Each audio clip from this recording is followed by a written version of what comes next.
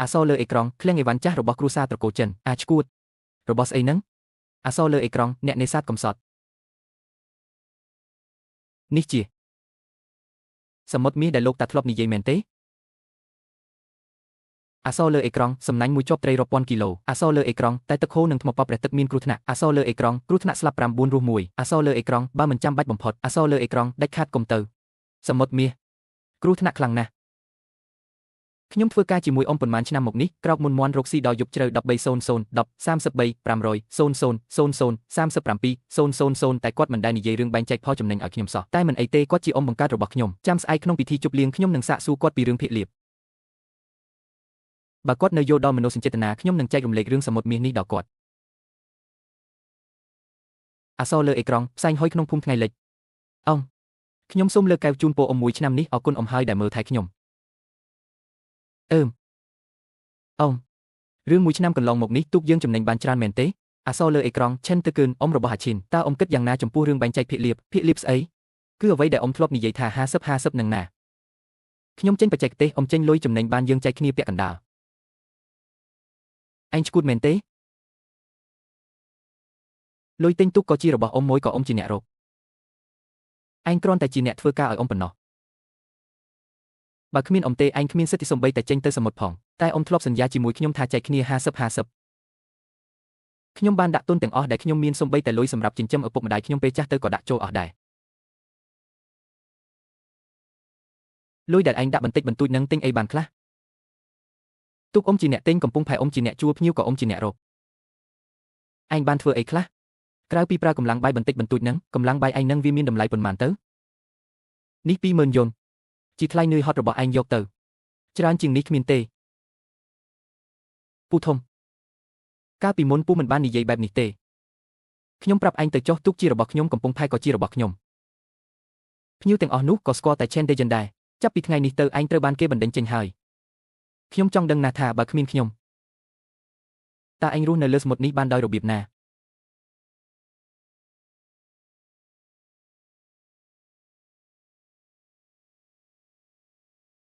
Chen Yuangang ឯងពិតជាចង់ប្រឆាំងនឹងខ្ញុំមែនទេលុយ20000នេះពូទុកទិញមជូរខ្លួនឯងទៅ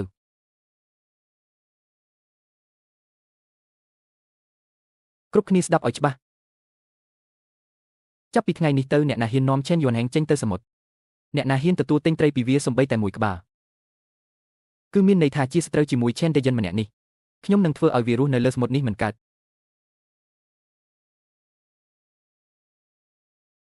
Yuangang មកវិញហើយតើបានលុយចំណាយខ្លះទេពូធំរបស់ឯងមិនបានធ្វើបាបឯងទេមែនទេពុកម៉ែខ្ញុំធ្វើការមួយឆ្នាំពូធំឲ្យលុយតែ20000ប៉ុណ្ណោះថែមទាំងបណ្ដេញខ្ញុំចេញទៀតវាហ៊ានផងខ្ញុំនឹងទៅគិតគូរជាមួយវា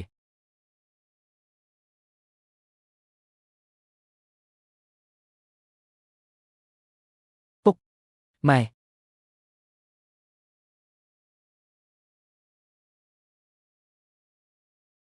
វិកលបត្រមន្ទីរពេទ្យចំនួនទឹកប្រាក់ជំពាក់15592.00ជំងឺបេះដូងរបស់ពុកជំងឺលើសឈាមរបស់ម៉ែទាំងអស់នេះគឺដោយសារតែខ្ញុំព្រោះតែខ្ញុំទុកចិត្តមនុស្សខុសផែនទីបង្ហាញសមុទ្រមាស Golden Sea Chen Dejen ពូចង់បង្ខំឲ្យខ្ញុំស្លាប់មែនទេអញ្ចឹងខ្ញុំនឹងតស៊ូបង្កើតផ្លូវរស់ដោយខ្លួនឯង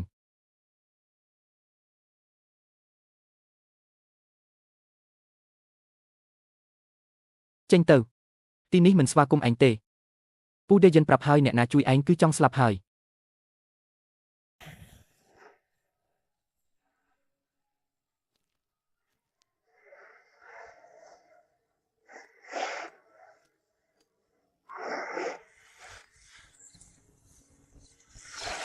បងហែង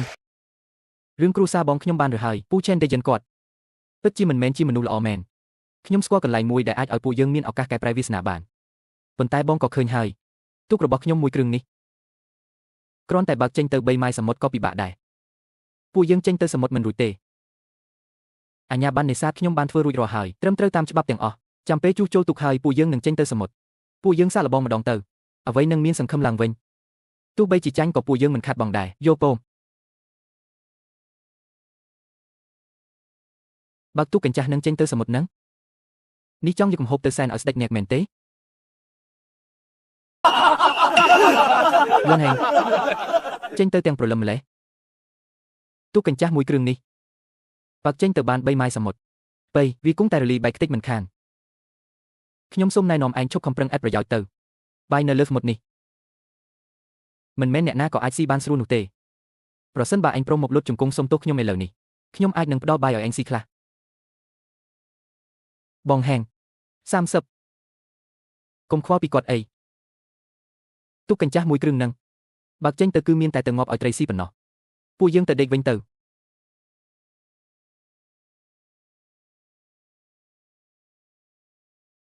សមុទ្រមាសខ្ញុំមកដល់ហើយ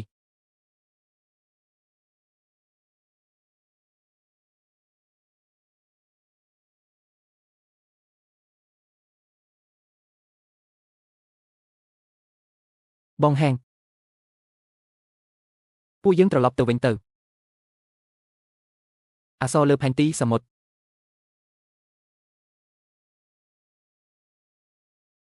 មិនត្រូវទេផ្លូវដែលលោកតាបានប្រាប់គួរតែនៅខាងកើតជាងនេះប៊ីនស៊ើកាន់ឲ្យជាប់បាត់ឆ្វេងអស់ទីដល់ម៉ោង3ល្បឿនលឿនបំផុតខាងមុខជាតំបន់ថ្មពណ៌ព្រះទឹកណាបើចូលទៅគឺមានតែស្លាប់ទេបងហាងបងឈួតហើយមែនទេស្ដាប់ខ្ញុំមិនខុសទេ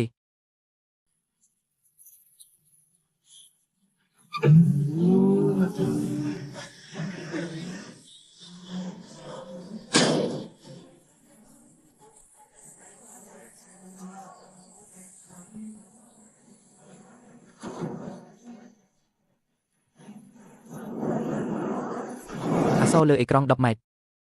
អក្សរលើអេក្រង់5ម៉ែត្រ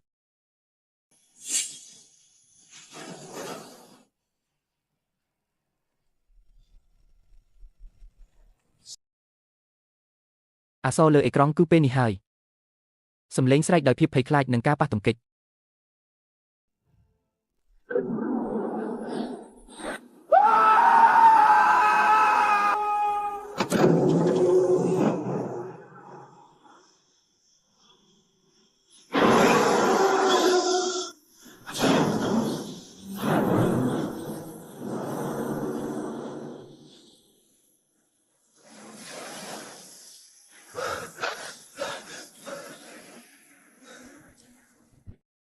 បងហាងយើងរស់ហើយរស់ហើយ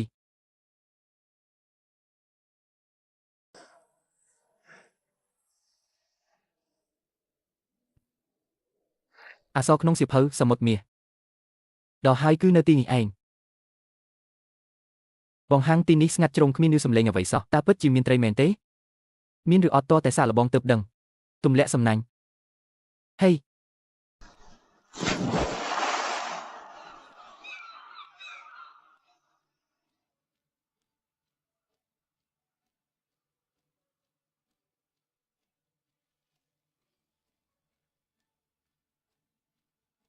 គ្រាន់តែប៉ុណ្ណឹង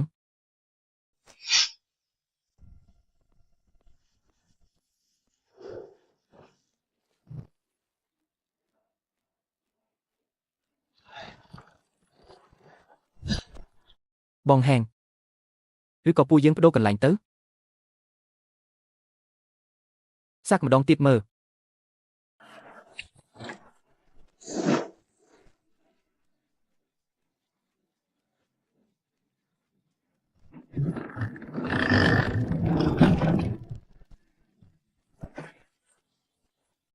បងហែងនេះលើកទី3ហើយមិនក៏មិនបានអីសោះអញ្ចឹង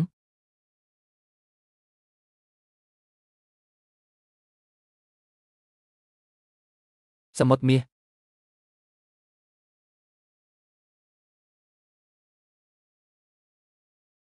លោកតាបោកគុណមែនទេ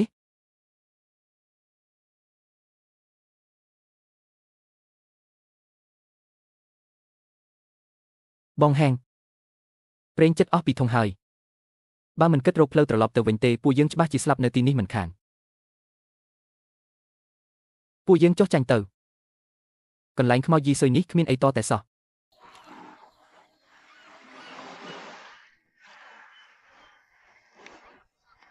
ខ្ញុំយល់ហើយ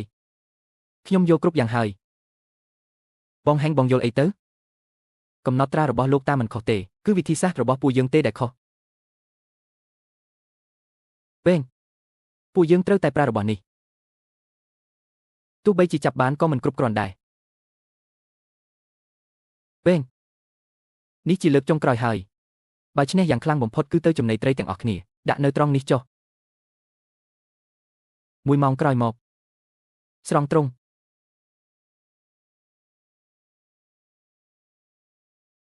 បងហែងវាជាប់បាត់ហើយត្រង់ជាប់នឹងថ្មបាត់ហើយមកពីអីវ៉ាន់ធ្ងន់ពេកទេដឹង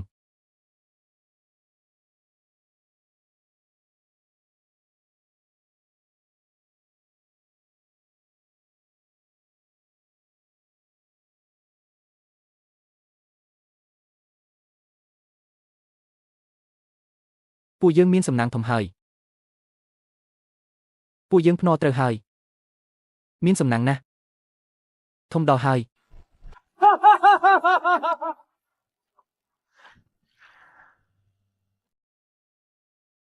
ប៉ុន្តែរបស់ល្អថ្នាក់កម្ពុជាបែបនេះ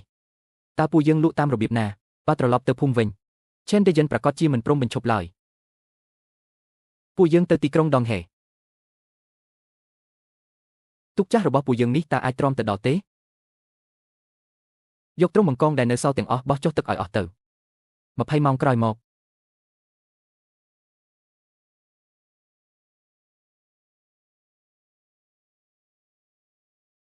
ថៅកែទទួលទិញបង្កងអូស្ត្រាលីទេទើបតែចាប់បានពីសមុទ្រខាងក្រៅមកថ្មី800ក្នុង1គីឡូទំហំ3គីឡូមើលគុណភាពរបស់វាចុះរស់រវើកណាស់លក់ឬមិនលក់ប្អូនប្រុសបង្កងអូស្ត្រាលីរបស់ឯងនេះតើខ្ញុំសុំមើលបន្តិចបានទេពេលវេលាដែលចាប់បានមិនលើសពី2ថ្ងៃទេខ្ញុំគឺជាចុងភៅធំនៃភោជនីយដ្ឋានហងយ៉ាងគុណភាពគឺកម្រិតកម្ពុជាតែម្ដងបែបនេះចុះ1200ក្នុង1គីឡូឯងមានប៉ុន្មានខ្ញុំយកទាំងអស់ខ្ញុំឲ្យ1300 1400 1450 1500ប្អូនប្រុសកុំខាត់ពេលអីខ្ញុំយកទាំងអស់បាទមេចុងភៅចាងអញ្ជើញមកមើលទំនិញលើទូកជាមួយខ្ញុំ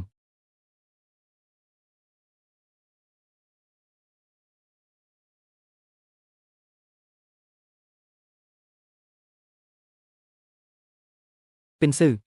លោកនេះគឺមេចុងភៅចាងមកពីភោជនីយដ្ឋានហុងយុនមកប្រម៉ូទិញទំនិញយើងនេះច្រើនម្ល៉េះសុទ្ធតែខ្នាតបែបនេះទាំងអស់មែនទេព្រះឲ្យប្អូនប្រុសពួកឯងទៅកំទេចសម្បុកស្ដេចណាគង់មែនទេខ្ញុំនឹងហៅមនុស្សមកលើកឥឡូវនេះអាឡូហៅមនុស្សមកពី3នាក់មកមួយនេះ2គីឡូ4ខាំមួយនេះ3គីឡូ1ខាំសរុបទាំងអស់213,000 យួនប្អូនប្រុសឲ្យលេខកិននីមកខ្ញុំផ្ទេរឲ្យឥឡូវនេះសំលេងភ្ញាក់ផ្អើលអូហូវ៉ាប្រាក់ចូលកិននី213,000 យួនអាឡូបងហាងមិនស្រួលទេមិនដឹងថាឈិនតឺហ្គេនដឹងរឿងបងឯងរកស៊ីមានបានមកពីណានោះទេឥឡូវគេកំពុងនាំមនុស្សមកស្ទាក់នៅកំពង់ផែភូមិយើងហើយគេថាលើកក្រោយបងឯងមកវិញនឹងទុកទាំងមនុស្សទាំងទុកនៅទីនោះតែម្ដងបងហាងចុះយើងគួរធ្វើម៉េចមិនអាចមិនត្រឡប់ទៅវិញទេមែនទេត្រឡប់ទៅវិញត្រឡប់ទៅស្រះទឹកតូចនោះឲ្យគេជន់ឈ្លីទៀតមែនទេពិនស៊ឺចាប់ពីថ្ងៃនេះទៅយើងមិនត្រឡប់ទៅវិញទេទីនេះទើបជាចំណុចចាប់ផ្ដើមថ្មីរបស់យើងមេចុងភៅចាងខ្ញុំចង់ពិភាក្សាពីរឿងសហការរយៈពេលវែងជាមួយលោកសហការរយៈពេលវែងចង់សហការបែបណាទៅថ្ងៃមុខរាល់ទំនិញលំដាប់កម្ពុជាដែលខ្ញុំរកបាននឹងផ្គត់ផ្គង់ឲ្យតែភោជនីយដ្ឋានហុងយុនតែមួយគត់ខ្ញុំសង្ឃឹមថាអាចក្លាយជាដៃគូសហការផ្ដាច់មុខរបស់លោកនៅក្នុងក្រុងតុងហៃនេះផ្ដាច់មុខមែនទេសៀវឈិនចិត្តឯងមិនតូចទេណាតើឲ្យខ្ញុំជឿជាក់លើឯងដោយរបៀបណាថាឯងអាចផ្គត់ផ្គង់ទំនិញគុណភាពបែបនេះឲ្យខ្ញុំបានរហូតនោះគឺផ្អែកលើការដែលខ្ញុំហ៊ានទៅនេសាទក្នុងសមុទ្រដែលអ្នកដទៃមិនហ៊ានទៅហើយរកបានទំនិញដែលអ្នកដទៃរកមិនបានអាចឆ្កែឯងរកស៊ីមានបានហើយតើហ៊ានមកដណ្ដើមមួយកណ្ដាលក្រុងតុងហៃផងដឹងទេថាទីនេះជាកន្លែងអ្នកណាបានសុំច្បាប់មេឃហើយនៅអាសាត់ចិត្តធំមែនហ៊ានមកឆក់មុខរបរដល់ទីនេះផងមេចុងភៅចាងរឿងរញ៉េញ៉ៃបានរត់មកដល់មាត់ទ្វារបាត់ទៅហើយបើគ្មានដៃគូសហការដែលមានអំណាចទេនោះខ្ញុំច្បាស់ជាពិបាករស់នៅទីនេះហើយបើចង់សហការជាមួយខ្ញុំលោកក៏ប្រហែលជាត្រូវជួយដោះស្រាយរឿងរញ៉េញ៉ៃទាំងនេះដែរអញកំពុងនិយាយជាមួយអញណាបងប៉ាវនេះជាមិត្តភក្តិរបស់ខ្ញុំទេថ្ងៃនេះសូមជួយយកយល់ឲ្យតម្លៃខ្ញុំបន្តិចទៅឲ្យតម្លៃមេចុងភៅចាងពិតណាស់គឺត្រូវតែឲ្យតែអាអូនអញសូមរំលឹកឯងបន្តិច នៅកំបងផែតុងហៃនេះទោះឯងមានសមត្ថភាពលើទឹកខ្លាំងប៉ុណ្ណាក៏គ្មានប្រយោជន៍ដែរច្បាប់នៅលើគោកឯងគួរតែចេះយល់ដឹងឲ្យច្បាស់អាឈិនឯងពិតជាមានសេចក្តីក្លាហានណាស់មិត្តម្នាក់នេះខ្ញុំសម្រេចថាជួយឯងហើយសម្រាប់ការសហការផ្ដាច់មុខខ្ញុំនឹងផ្ទេរប្រាក់កក់ឲ្យឯង200,000មុនទៅថ្ងៃមុខទំនិញដែលល្អបំផុតត្រូវតែមកដល់ដៃខ្ញុំមុនគេបងហាំងអក្សរលើទូរស័ព្ទប្រាក់សរុប413,000,000 យន់ជាង400,000មួយជីវិតនេះខ្ញុំមិនដែលឃើញលុយច្រើនបែបនេះទេយើងមានហើយបងយើងមានបានហើយនេះគ្រាន់តែជាការចាប់ផ្ដើមប៉ុណ្ណោះពិនស៊ឺយើងម្នាក់យក100,000ម្នាក់ទៅលុយដែលសល់យកទៅកែលម្អទូករបស់យើងឡើងវិញមិនបានទេបងច្រើនពេកហើយខ្ញុំគ្រាន់តែដើរតាមជួយកម្លាំងបន្តិចបន្តួចប៉ុណ្ណោះឈិនទៅហ្គេងអញស្មានថាដេញអញចេញទៅអញនឹងរស់មិនកាត់មែនទេឥឡូវនេះអញនឹងឲ្យអញមើលថាតើដៃគូប្រកួតដែលអញបង្ខំឲ្យងើបឡើងមកនេះគួរឲ្យខ្លាចកម្រិតណាតួអង្គចុងក្រោយឈិនទៅហ្គេងនិយាយទូរស័ព្ទអាឡូបងប៉ារឿងដែលឲ្យបងជួយចាត់ការនោះតើទៅដល់ណាហើយតើបានឲ្យអាសត្វនោះដឹងពីកម្លាំងរបស់យើងហើយឬនៅខ្ញុំមិនអាចយកច្រើនយ៉ាងនេះទេអញឲ្យខ្ញុំតែ30,000ខ្ញុំក៏ស្កប់ស្កល់ណាស់ហើយពួកយើងជាបងប្អូនក៏ជាដៃគូសហការដែរបើគ្មានទូករបស់អញទេខ្ញុំសំបីតែចេញទៅសមុទ្រក៏ធ្វើមិនបានផងលុយនេះគឺជាអ្វីដែលអញគួរទទួលបានថៅកែជួយកែច្នៃទូកនេះពីក្នុងដល់ក្រៅឲ្យខ្ញុំមួយសារមកម៉ាស៊ីនបដូរយកអាសេសខ្លាំងបំផុតហើយជួយពង្រឹងទូកឲ្យរឹងមាំបំពាក់ម៉ាស៊ីនយងបាតសមុទ្រដែលល្អបំផុតផងបាននឹងចាប់ផ្ដើមការងារភ្លាមរឿងលុយមិនមែនជាបញ្ហាទេខ្ញុំចង់បានតែរបស់ដែលល្អបំផុតបានអេពួកឯងទៅបើកទូកបូឡាំងហាវនោះមកនេះមកឲ្យអស់គ្នាមក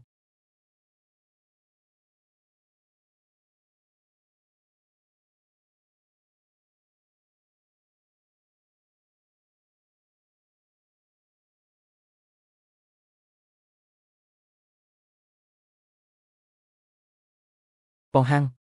នេះនៅតែជាទូកចាស់របស់ពួកយើងមែនទេនេះវាដូចជាសត្វសាហាវដាច់ថែបអញ្ចឹងមានវាហើយសមុទ្រមាសនឹងក្លាយជាម៉ាស៊ីនដកលុយរបស់យើងបិនជឺរៀបចំខ្លួនទៅថ្ងៃស្អែកពួកយើងទៅផ្សងព្រេងម្ដងទៀតបាត់បង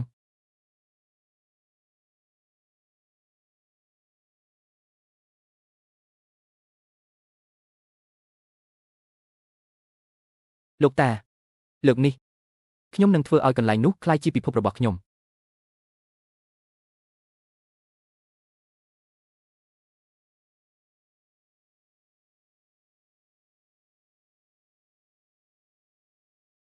បងហាំងចិត្តដាក់មិនអស់ទៅហើយជើងនេះត្រឡប់ទៅវិញច្បាស់ជាចំណេញកប់ក្ដងមិនខានបិនជឺស្រង់ទ្រង់បង្កងនៅតំបន់ចុងក្រោយនេះហើយពួកយើងនឹងសម្រាក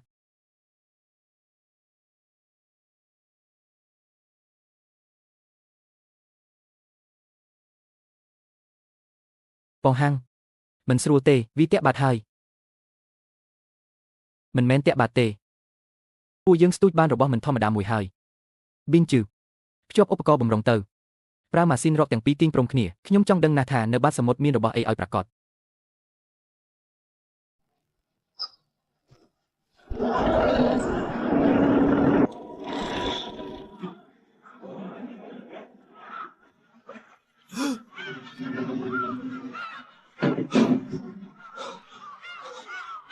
សំឡេងភ្ញាក់ផ្អើលក្នុងសៀវភៅកំណត់ហេតុរបស់លោកតាធ្លាប់រៀបរាប់តែមានតែក្នុងរឿងព្រេងនិទានប៉ុណ្ណោះស្ដេចបង្កងអូស្ត្រាលីប៊ីនជឺស្ទូចវាឡើងមក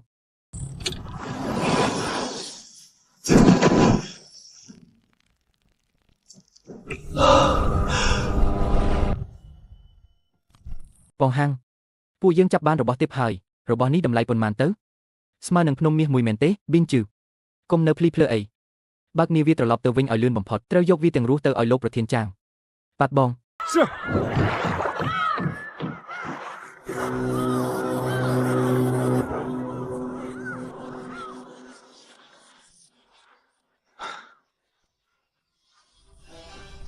បន្ថយល្បឿន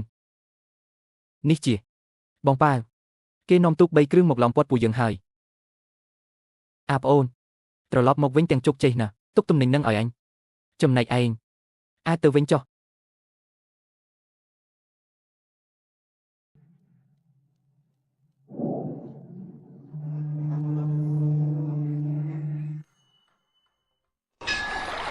បងហាំងពួកវាមានគ្នាខ្នៃពេកពួកយើងទល់មិនឈ្នះទេមិនឈ្នះក៏ត្រូវតែស៊ូដែរ របស់នៅលើទូកនេះមានតម្លៃជាងជីវិតពួកយើងទៅទៀតមិនចង់ផឹកស្រាល្អបែរជាចង់ផឹកស្រាផាកវិន័យដណ្ដើមយកទូកនោះមកឲ្យអញបង្កងខៀវរយៈនោះអញចង់បានវានៅរស់សំឡេងក្រុមអ្នកលេងស្រែកសម្រុកឡើងលើទូកកុំកម្រើកឲ្យសោះតួអង្គបង្ហាញកាំបិតភ្ជុងបង្កងបងប៉ាវរបស់នេះតម្លៃប៉ុន្មានអ្នកឯងច្បាស់ជាដឹងជាងខ្ញុំទៅទៀតប្រសិនបើពួកឯងម្នាក់ណាហ៊ានតែចូលមកដណ្ដើមកាំបិតដំបងរបស់ខ្ញុំនឹងសម្លាប់វាចោលភ្លាមខ្ញុំឈិនយានហាងប្រាប់ឲ្យហើយបើថ្ងៃនេះនាំទំនិញចេញមិនរួចអ្នកឯងក៏កុំសង្ឃឹមថាបានលុយសំបីតែ1 សេនដែរថ្ងៃនេះពួកយើងនឹងស៊ូរហូតដល់ស្លាប់រៀងខ្លួនអាប្អូនបើឯងហ៊ានតែប៉ះវាអញនឹងមិនឲ្យឯងចេញពីសមុទ្រនេះរស់ឡើយអញ្ចឹងសាកមើលទៅចង់ដឹងថាកាំបិតអ្នកឯងលឿនឬកាំបិតខ្ញុំលឿនជាងឥឡូវនេះថយចេញទៅឲ្យអស់ភ្លាមបើមិនដូច្នោះទេខ្ញុំនឹងអញហ៊ានគំរាមអញផងមែនទេ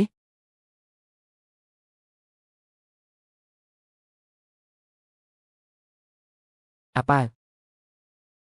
អញចង់រករឿងដល់មេឃមែនទេទំនិញរបស់អញក៏ហ៊ានប៉ះពាល់ដែរយកច្រឡំទេបងសុទ្ធតែជាការយកច្រឡំទាំងអស់ខ្ញុំគ្រាន់តែលេងសើចជាមួយប្អូនប្រុសនេះបន្តិចតើអញទុកពេលឲ្យអញ3នាទីនាំមនុស្សរបស់ឯងបាត់ចេញពីមុខអញឲ្យអស់ភ្លាម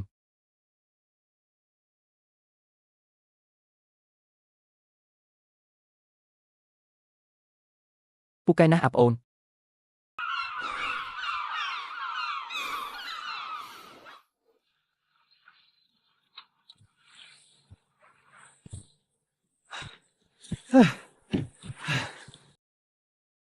លោកប្រធានចាងថ្ងៃនេះអរគុណលោកខ្លាំងណាស់អរគុណអីទៅអញនៅចាំទទួលទំនិញល្អពីអញទៀតណាបងប៉ាឮថាពី3ថ្ងៃមុនបងត្រូវតែផ្នែកឈ្មោះចិនយានហាងនឹងធ្វើឲ្យបាត់មុខមែនទេចង់ឲ្យវាបាត់មុខមែនទេអញចង់ឲ្យវាលីខ្លួនតែម្ដងកុំបារម្ភអីបងរឿងនេះទុកឲ្យខ្ញុំជាអ្នកចាត់ការខ្ញុំនឹងធ្វើឲ្យវាដឹងថាសមុទ្រនេះនរណាជាអ្នកគ្រប់គ្រងបងប៉ាវាគឺជាសត្រូវរបស់មេកៃខ្ញុំគ្រាន់តែមកស៊ើបការបន្តិចបន្តួចប៉ុណ្ណោះចង់ដឹងថាអាម្នាក់នឹងវាមានសំណាងអីបានជាហុងស៊ុយឡើងខ្លាំងម្ល៉េះសំណាងឆ្កែអីឥឡូវនេះវាគឺជាមនុស្សរបស់ភោជនីយដ្ឋានកំហុងយុនកហើយក៏ជាប្អូនធម៌របស់មេចុងភៅធំចាងផងដែរកាលពី2ថ្ងៃមុនវាចាប់បានគឺស្ដេចបង្កងអូស្ត្រាលីគឺក្នុងរឿងព្រេងនិទានគ្រាន់តែមួយក្បាលលក់បានលុយជាង1 លានបាត់ទៅហើយឈុតបង្ហាញពីមហាសេដ្ឋីឬអ្នកមានអំណាចម្នាក់កំពុងអង្គុយគិតបងកើមិនស្រួលទេបងអាឡេវឈិនយានហាងនឹងឥឡូវវាកំពុងតែឡើងកូដខ្លាំងណាស់នៅខាងក្រៅនិយាយផ្ដេសផ្ដាសគ្រាន់តែទុកចាស់កំតិចមួយគ្រឿងរបស់វានឹងតើវាអាចមានវាសនាមានបានមកពីណាជារឿងពិតមែនណាបងប៉ាវនៅក្រុងដងហៃជាអ្នកនិយាយប្រាប់ថាឥឡូវវាមិនត្រឹមតែជាប្អូនធំមេចុងភៅធំនៅភោជនីយដ្ឋានហុងយុនទេតែវារកលុយបានជា1 លានទៅហើយមិនអាចទៅរួចទេដាច់ខាតគឺមិនអាចទៅរួចឡើយសំឡេងបោកកែវតែដោយកំហឹង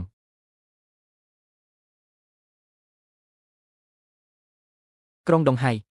ភោជនីយដ្ឋានហុងយុនរៀបចំឡានយើងនឹងទៅក្រុងដងហៃភ្លាមឈុតមហាសេដ្ឋីហុចស្រោមសម្បត្តិដែលមានលុយ1 សែនឲ្យទៅបងប៉ាវ1 សែន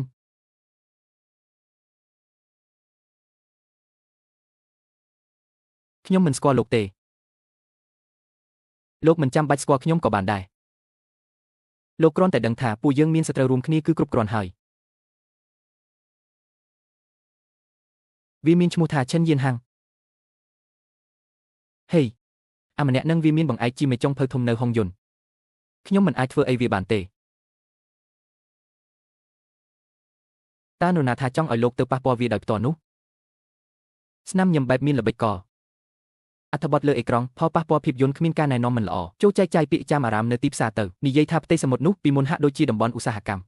បន្ទាប់ពីការងារនេះសម្រាប់ខ្ញុំនឹងឲ្យអញ20,000ទៀត500,001 11 0000000012 500យកព្រម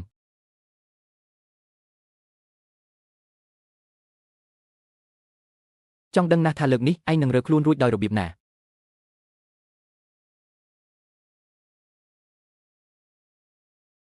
លើកនេះយ៉ាងហោចណាស់ក៏យើងចំណេញបាន2 លានដែរកប៉ាល់ Deep Blue ថ្មីនេះពិតជាមិនធម្មតាមែនល្បឿនក៏លឿនម៉ាស៊ីនស្កេនត្រីក៏ច្បាស់ត្រីហែទៅណាដឹងទាំងអស់ចាប់បានស្រួលណាស់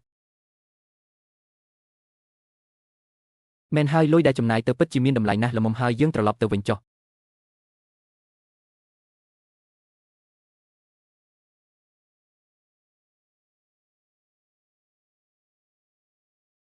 តើមានរឿងអ្វីកើតឡើងមានរឿងធំហើយពីថ្ងៃនេះនៅទីផ្សារមានពាក្យចាំអារ៉ាមថាប្រទេសសមុទ្រដែលអញទៅនេសាទនោះជាតំបន់ដែលមានជាតិពុលនរណាជាអ្នកនិយាយមិនដឹងប្រភពច្បាស់ទេប៉ុន្តែលើពេញទីផ្សារគេនិយាយរឿងនេះទាំងអស់ថៅកែជាច្រើនដែលធ្លាប់បញ្ជាទិញទំនិញពីខ្ញុំបានលុបចោលការកម្មង់អស់ហើយ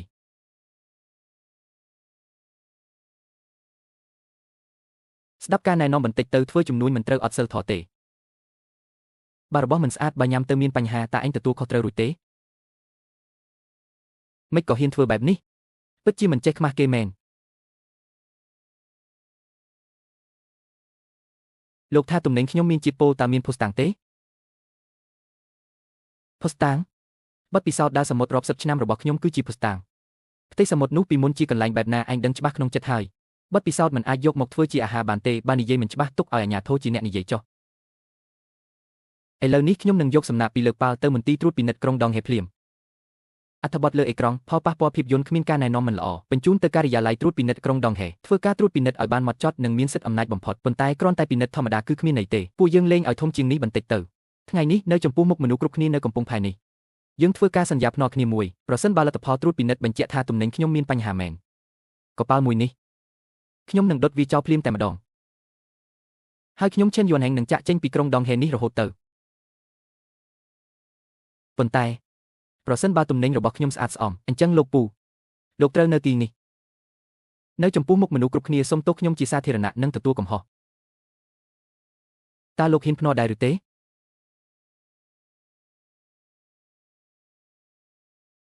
អញកុំមកប្រើល្បិចនេះដាក់ខ្ញុំអីនរណានឹងដឹងថាអញលួចសូប៉ាន់អ្នកពិនិត្យឬអត់យុទ្ធធម៌មួយនេះទុកឲ្យខ្ញុំជាអ្នកចាត់ចែងចុះសំណាក់ដែលត្រូវយកទៅពិនិត្យ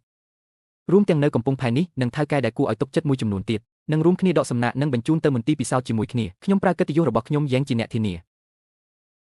ថាគ្មាននរណាម្នាក់អាចលួចបន្លំបានឡើយ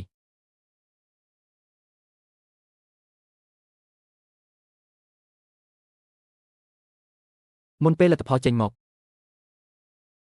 ទំនិញរបស់កប៉ាល់នេះនឹងត្រូវយកទៅរក្សាទុកនៅសន្តាគារហងយ៉ានរបស់ខ្ញុំសិនប្រសិនបើលទ្ធផលពិនិត្យថាស្អាតស្អំខ្ញុំនឹងទិញទំនិញទាំងអស់នេះតែម្ដង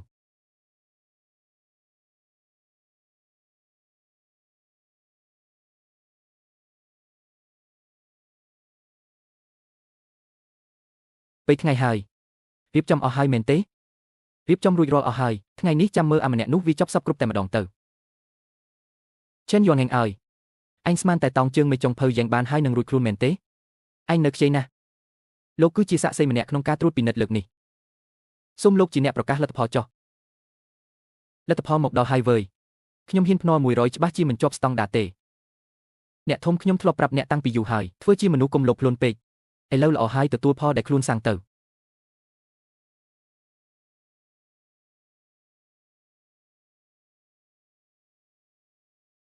សេចក្តីសន្និដ្ឋាននៃការពិនិត្យគំរូដែលបានផ្ញើមក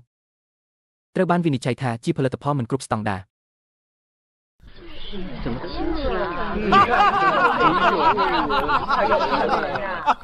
ទេមិនគ្រប់ស្តង់ដារ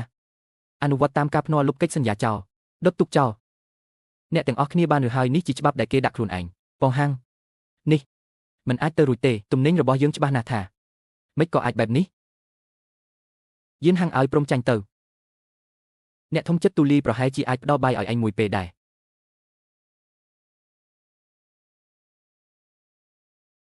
ចាំបន្តិចខ្ញុំមានមន្ទិលសង្ស័យចំពោះលទ្ធផលនៃរបាយការណ៍នេះឯងមានសិទ្ធិអីមកសង្ស័យអក្សរខ្មៅលើក្រដាសសរសេរច្បាស់ណាស់ឥឡូវនេះដុតទូកឲ្យលុតជង្គង់សុំទោសទៅគឺផ្អែកលើរបស់នេះខ្ញុំក៏មានរបាយការណ៍មួយច្បាប់ដែរខ្ញុំឈិនយៀនហាងដឹងថាចិត្តមនុស្សពិបាកស្មានទើបខ្ញុំរៀបចំគំរូដូចគ្នាជាពីរចំណែកមួយចំណែកទៀតខ្ញុំបានផ្ញើទៅមជ្ឈមណ្ឌលពិនិត្យកម្រិតខេត្តជាបន្ទាន់កម្រិតមជ្ឈមណ្ឌលខេត្តខ្ពស់ជាងឧបករណ៍ទំនើបជាងនិងមានសុពលភាពជាងសូមលោកមើលរបាយការណ៍ពីអង្គភាពថ្នាក់លើរបស់លោកហើយអានឲ្យគ្រប់គ្នាស្ដាប់ទៅរបាយការណ៍ពិនិត្យពីមជ្ឈមណ្ឌលកម្រិតខេត្ត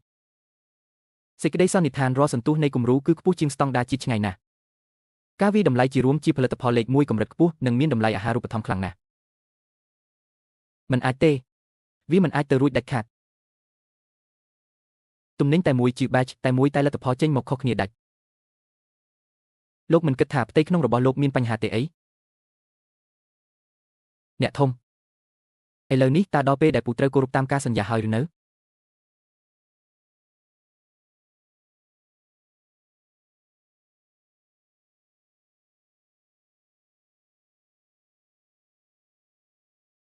Chen Dejen បើហ៊ានភ្នាល់ត្រូវហ៊ានចាញ់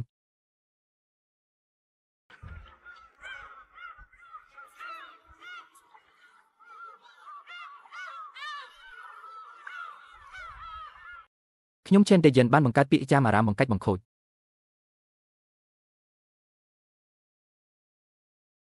ខ្ញុំសូមទោស Chen Yuaneng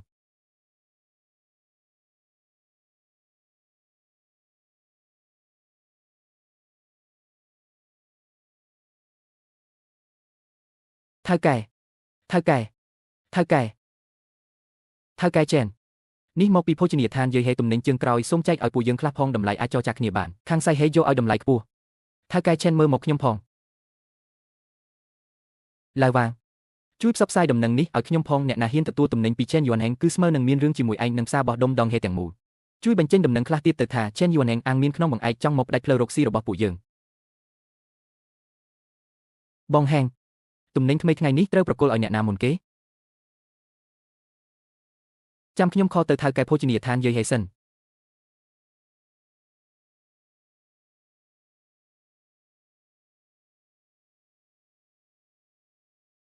មានរឿងអីមែនទេចម្លែកណាស់ហេតុអីមិនលើកទូរស័ព្ទអញ្ចឹង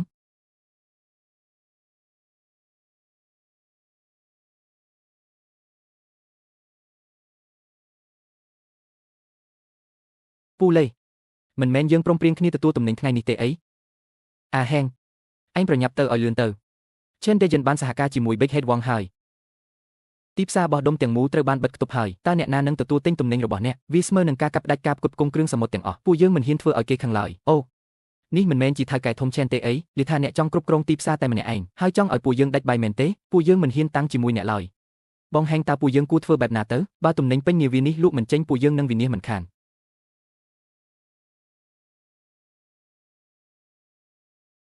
លោកប្រធានយ៉ាងជួយខ្ញុំមួយរឿងផងខ្ញុំចង់រៀបចំកម្មវិធីភ្លក់អាហារមួយមិនបាច់អញ្ជើញអ្នកផ្សេងទេអញ្ជើញតែមនុស្ស5នាក់ដែលមានឥទ្ធិពលបំផុតនៅទីក្រុងដងហេបានហើយ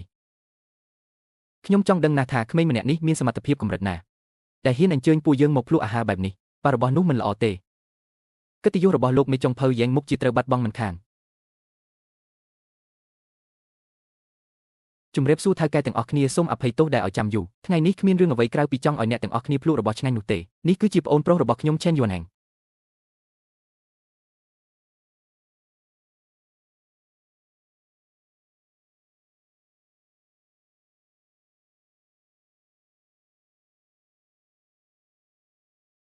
បង្កងអូស្ត្រាលីនេះសាច់វាដូចនៅមានជីវិតអញ្ចឹងលោកថៅកែទាំងឡាយបច្ចេកទេសនេសាទនិងការថែរក្សារបស់ប្អូនប្រុសអាហែងអាចធ្វើឲ្យគ្រឿងសមុទ្រនៅតែរក្សាភាពស្រស់បំផុតដូចនៅកណ្ដាលសមុទ្រអញ្ចឹង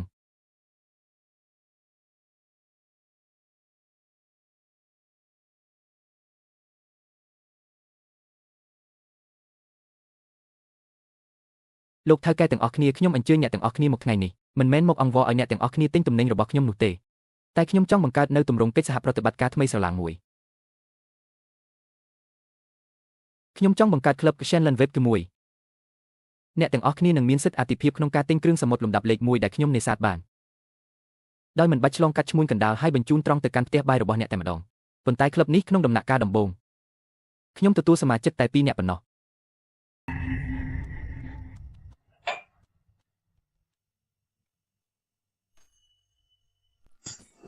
គាត់អាំងលើស្អីទៅថែមទាំងមានពួកថៅកែដណ្ដើមគ្នាចុះកិច្ចសន្យាជាមួយគាត់ទៀត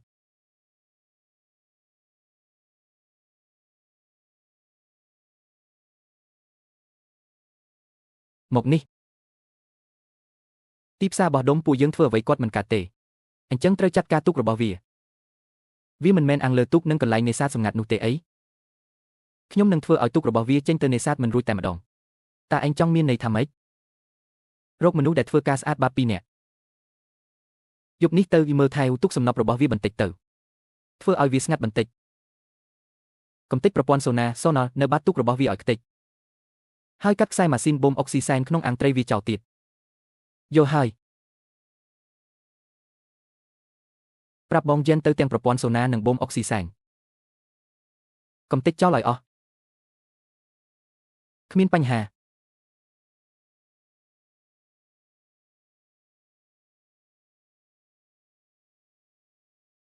ចាត់ការបានមួយហើយ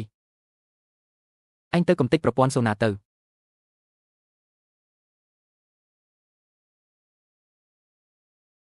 ប្រព័ន្ធសូណាខ្ទេចហើយទៅ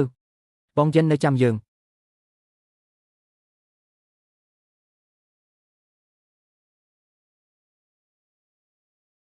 ទុកនេះមិនក៏ដូចជាផ្អៀងអញ្ចឹងមិនស្រួលទេមិនត្រឹមត្រូវទេ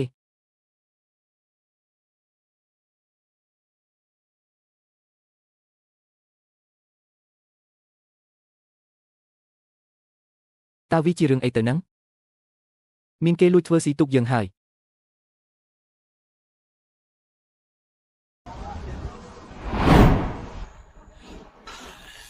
បងហែង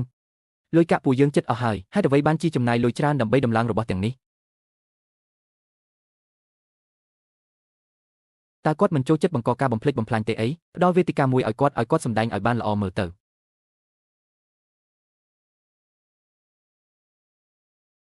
បងហែងនេះបងចង់ផលិតជាឡានពាសដាច់មែនទេដើម្បីទប់ទល់នឹងមនុស្សប្រភេទនេះបងត្រូវតែខ្លាំងជាងគេនេះវាមិនអាចទៅរួចទេ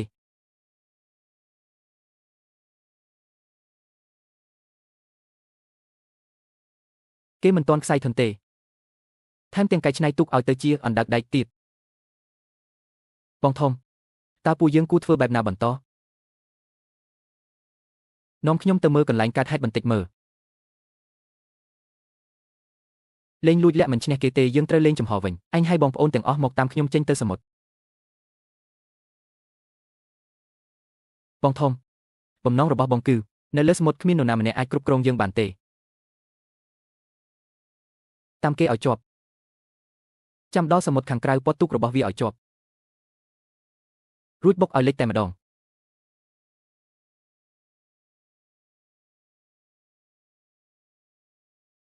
បងហែងមានទូកនៅខាងក្រោយសំឡេងមេក្រូឆេនយួនហែងថ្ងៃនេះឯងត្រូវដេកនៅទីនេះហើយគឺឆេនតេជិនភ័យអីបើកមុខងារថតកាមេរ៉ាទាំងអស់ឡើងយកកម្រិតច្បាស់បំផុត head ហើយថតទាំងសំឡេងចូលផងគេចង់ដេញតាមមែនទេ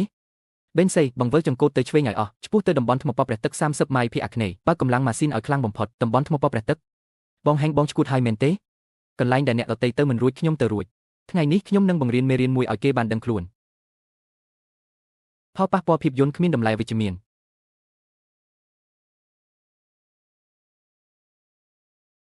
សូណាត្រូវគេវាយកំទេចហើយទុយយកដាច់អស់ហើយតែហើយជាងនៅរោងជាងឲ្យមកទីនេះលឿនឡើងបាត់នាវាមានបញ្ហាហើយជួយមើលបន្តិច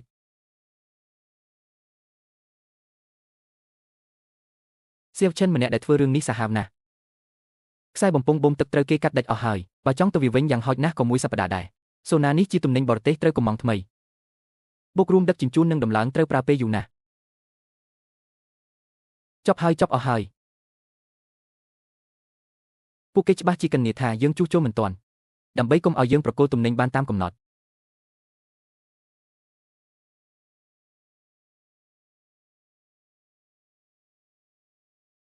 ឈិនទៅហ្គេន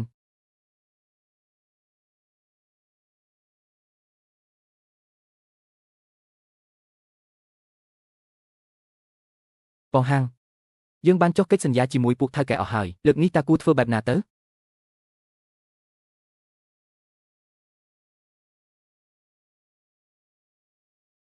លោកប្រធានចាងគឺខ្ញុំឈិនយានហាងខាងយើងមានរឿងហើយ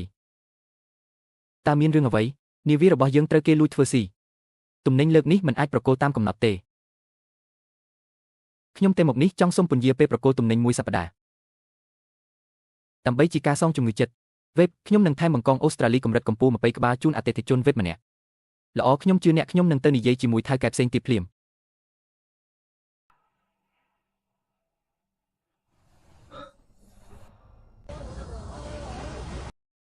ឃើញទេ នាវាសំណប់របស់ឈិនយៀនហាំងពេលនេះខ្លាចជាអេតចៃហើយសុំមុខហើយឲ្យវាដឹងខ្លួនខ្លះពេលនេះល្អហើយខ្លាចជាគំនោដាច់អេតចៃហើយតើគូសត្រូវឈរមើលដោយក្តីរីករាយនិងថតរូបទុក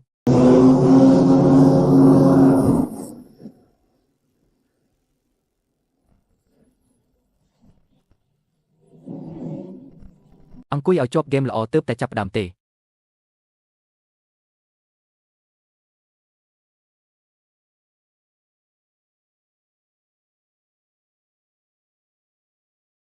បងហងខាងមុខគឺជាទឹកកញ្ជ្រោវានឹងបិទពួកយើងចូលមិនខានជឿជាក់លើខ្ញុំ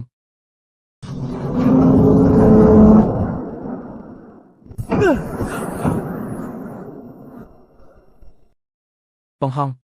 ខាងមុខមានថ្មប៉ះពាល់ពីផ្លូវទឹកតូចពេកហើយឆ្លងមិនរួចទេបន្ថយល្បឿនពាក់កណ្ដាលបាត់ស្ដាំ5ដឺក្រេពួកយើងនឹងជ្រៀតចូលទៅ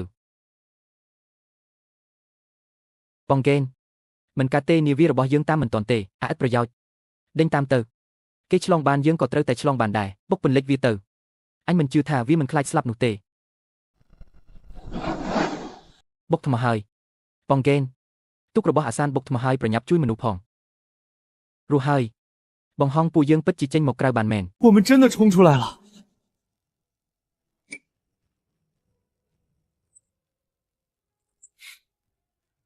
ផុសតាងដល់ដៃហើយអាឈិនពួកយើងអាចពិន័យបានត្រឹមតែបទល្មើសបង្កគ្រោះថ្នាក់ដល់សុវត្ថិភាពនាវាចោលប៉ុណ្ណោះ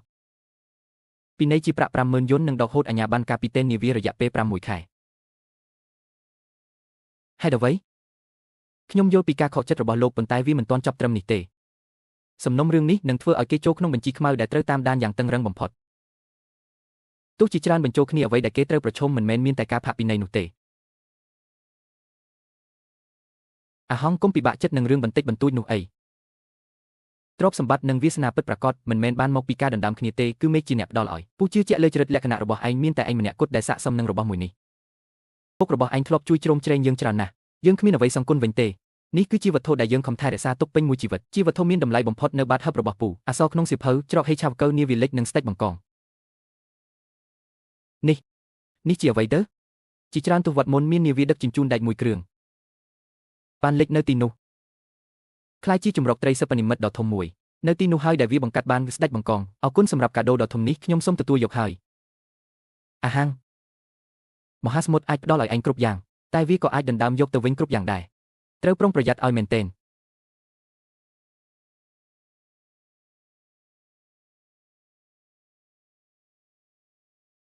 អាចកំបាំងនៃនាវាលិចកំណប់របស់ស្ដេចបង្កង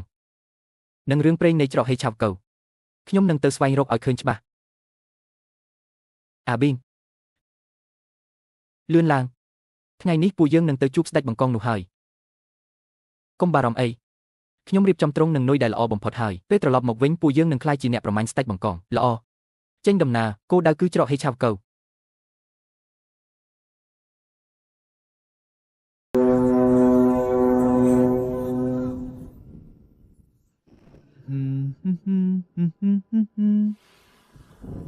បងហាំងមានរឿងអីមែនទេមើលទៅមេឃដូចជាចម្លែកមិនដឹងទេមេឃឡើងក្រហមព្យុះធំនឹងមកដល់សត្វស្លាបហោះចូលដីគោគ្រោះមហន្តរាយចិត្តមកដល់ហើយ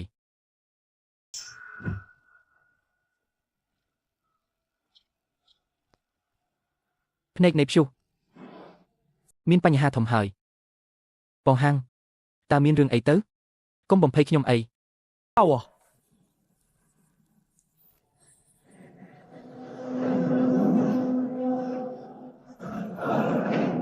អាប៊ីងកុំខ្លាចអីប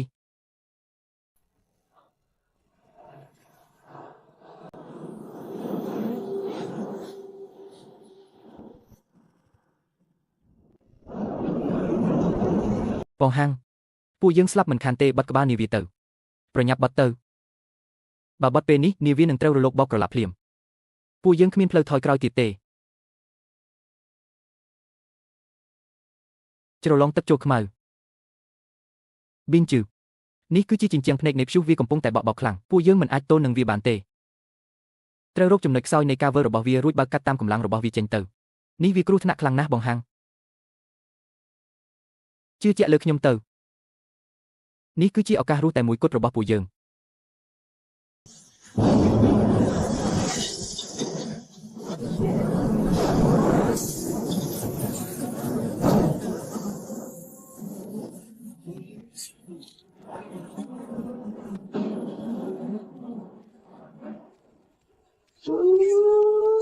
ព័ត៌មានបន្ទាន់នាវា Deep Blue លេខ1បាត់ការតាក់ទងយោងតាមព័ត៌មានពីនាយកដ្ឋានគ្រប់គ្រងគ្រោះអាសន្នកាលពីយប់មិញនេះនាវានេសាទមួយគ្រឿងដែលមានមនុស្ស12នាក់បានបាត់ការតាក់ទងនៅសមុទ្រភាគខាងកើតមានរឿងហើយក្នុងព័ត៌មាននិយាយថានាវា Deep Blue លេខ1របស់ឈិនយៀនហាងបាត់ការតាក់ទងនៅកណ្ដាលសមុទ្រហើយបាត់ការតាក់ទងកាលពីម្សិលមិញចេញទៅនៅល្អតើឮថាទៅតាមរកស្ដេចបង្កងអីនោះក្មេងម្នាក់នេះមកពីចង់បានពេកនៅក្មេងឈាមរាវពេកហើយព័ត៌មាននាវា Deep Blue លេខ1ជួបគ្រោះព្យុះបក់បោកខ្លាំងគឺជាខ្ញុំជាអ្នកធ្វើបាបពួកគេគឺខ្ញុំជាអ្នកធ្វើបាបអាហាំងហើយបងប្អូនទាំងអស់គ្នាថ្ងៃនេះខ្ញុំអញ្ជើញអ្នកទាំងអស់គ្នាមកគឺដើម្បីប្រាប់ដំណឹងល្អមួយដល់អ្នករាល់គ្នាហាហាហាឈិនយៀនហាំងត្រូវបានសមុទ្រលេបបាត់ទៅហើយអបអសាត្របងហ្គេនកំចាត់បន្លាដែលនៅក្នុងទ្រូងបានហើយខ្ញុំថាមែនអាម្នាក់នោះវាខ្លាំងបានតែប៉ុន្មានថ្ងៃនឹងតើចាប់ពីថ្ងៃនេះទៅទីផ្សារគ្រឿងសមុទ្រនៅក្រុងដុងហៃនឹងត្រឡប់មកក្នុងដៃពួកយើងវិញហើយមកបងប្អូនទាំងអស់គ្នាផឹកឲ្យអស់កែវនេះអបអសាត្របងហ្គេនផឹកបងហ្គេនមានរឿងធំហើយក្រុមសង្គ្រោះម៉ារីនទើបតែចេញប្រកាសថាពួកគេបានរកឃើញកំទេចកំទីនាវា Deep Blue លេខ1នៅក្បែរជ្រលងទឹកចូលខ្មៅហើយពេលនេះគេបានប្រកាសបញ្ឈប់ការរុករកជាផ្លូវការហើយបង11ល្អណាស់ប្រញាប់យកដំណឹងនេះទៅប្រាប់ឪពុកម្ដាយរបស់អាយៀនហាងទៅចាំមើលខ្ញុំនឹងទៅចូលរួមពិធីបុណ្យសពវាដោយផ្ទាល់នៅមុខរោងបុណ្យសពក្បែរមាត់សមុទ្របងស្រីសូមចូលរួមរំលែកទុក្ខផង17អាហាំងក្មេងម្នាក់នេះមកពីវាចង់ឈ្នះពេកឯងចេញទៅឯងនៅមានមុខមកទីនេះទៀតហីឈិនយូហ្គេនបើគុំតែឯងលេបយកលុយញើសឈាមពួកយើងបង្ខំឲ្យកូនប្រុសខ្ញុំរត់ចូលផ្លូវតើវាទៅប្រថុយក្នុងកន្លែងខ្មោចលងនោះធ្វើអីអ្នកទាំងអស់គ្នាជួយកាត់សេចក្តីមើលខ្ញុំជាអ៊ំបង្កើតរបស់វាណាតើខ្ញុំអាចមានចិត្តអាក្រក់ធ្វើបាបវាបានយ៉ាងម៉េចកាលនោះខ្ញុំចែកឲ្យវា20000ដែរតើគឺវាខ្លួនឯងទេដែលថាតិចរួចមិនស្កប់ស្កល់ឥឡូវមានរឿងកាត់ឡើងបែរមកបន្ទោសខ្ញុំទៅវិញឯងនិយាយឈួតអីគឺឯងជាអ្នកបោកវាសងជីវិតកូនប្រុសខ្ញុំមកវិញសងជីវិតកូនខ្ញុំមកលោកអ៊ំអ្វីដែលប៉ាម៉ាក់ខ្ញុំនិយាយមិនត្រឹមត្រូវមែនទេសំឡេងស៊ីផ្លេនាវាបន្លឺឡើង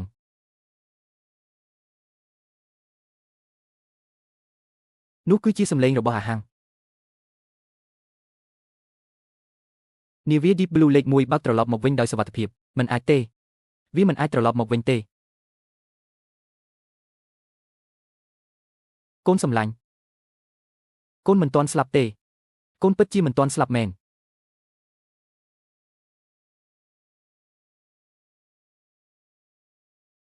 លោកអ៊ំធំសម្ដែងបានល្អណាស់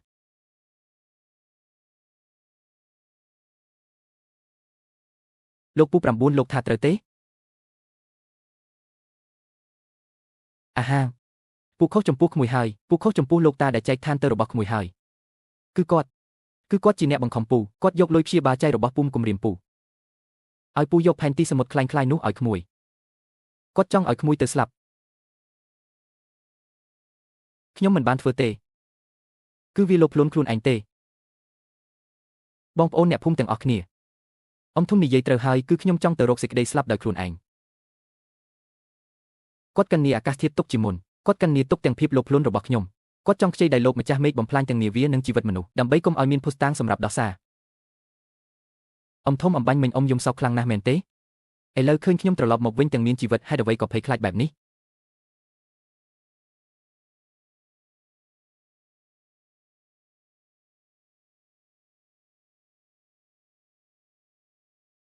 មនុស្សអាក្រក់ទីបំផុតត្រូវទទួលកម្មពៀរហើយ Master តែលែងបានឃើញមុខកូនទៅហើយរឿងរ៉ាវបានកន្លងផុតទៅហើយតោះពួកយើងទៅផ្ទះវិញ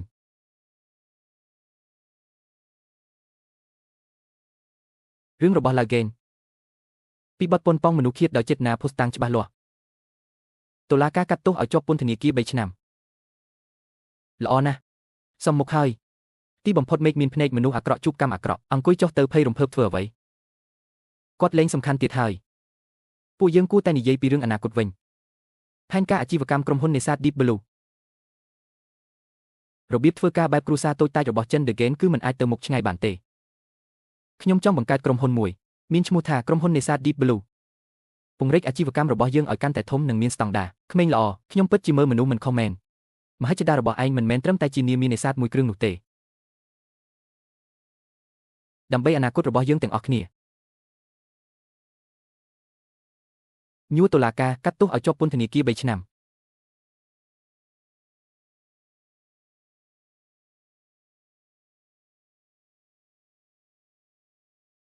ទស្សនវិជ្ជាក្នុងពន្ធនាគារមនុស្សអាក្រក់ទទួលកម្ម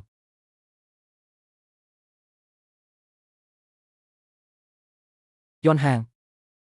ពូសុំទោសចំពោះក្មួយសំឡេងដើរចេញពីពន្ធនាគារបងហាង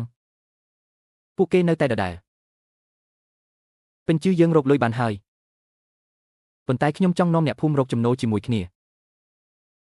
មានម្នាក់ឯងមិនហៅថាមានទេ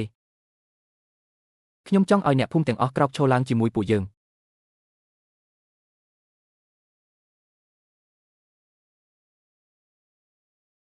បងប្អូនអ្នកភូមិទាំងអស់គ្នាដែលអញ្ជើញអ្នកទាំងអស់គ្នាមកថ្ងៃនេះគឺមានរឿងចង់ប្រកាសខ្ញុំឈិនយន់ហាងត្រៀមនឹងបង្កើតសហករណ៍នេសាទភូមិតុងហៃ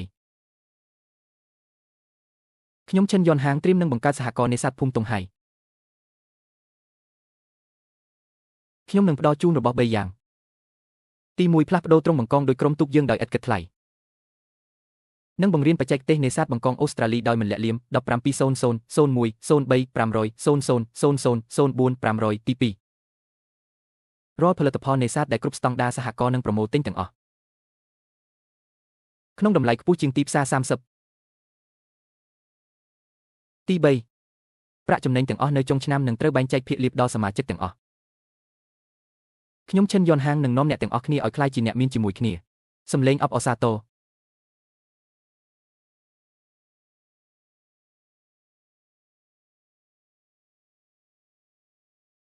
3ឆ្នាំហើយទីបំផុតបានចេញមកវិញហើយ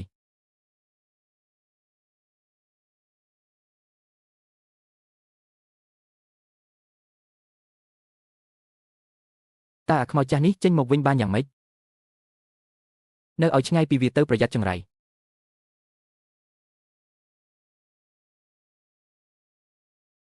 លោកតានេះជាប្រាក់រង្វាន់របស់លោកតាសូមទទួលយកចុះម៉ាក់មើលចុះប៉ាកំពុងចែកលុយ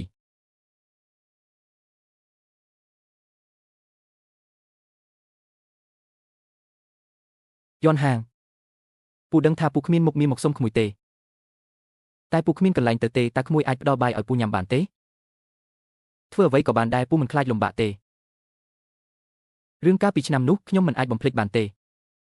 ប៉ុន្តែខ្ញុំឈិនយន់ហាងមិនមែនជាមនុស្សដាច់ធម្មតាទេលោកពូចាប់ពីថ្ងៃនេះទៅលោកពូអាចទៅធ្វើជាអ្នកយាមឃ្លាំងនៅសហករណ៍បានមានបាយមានកន្លែងស្នាក់នៅ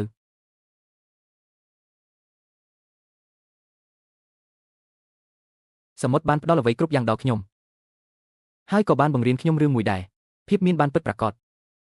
មិនមែនអាស្រ័យលើអ្វីដែលយើងមានច្រើនប៉ុណ្ណាទេតែគឺអាស្រ័យលើអ្វីដែលយើងអាចផ្ដល់ឲ្យបានច្រើនប៉ុណ្ណា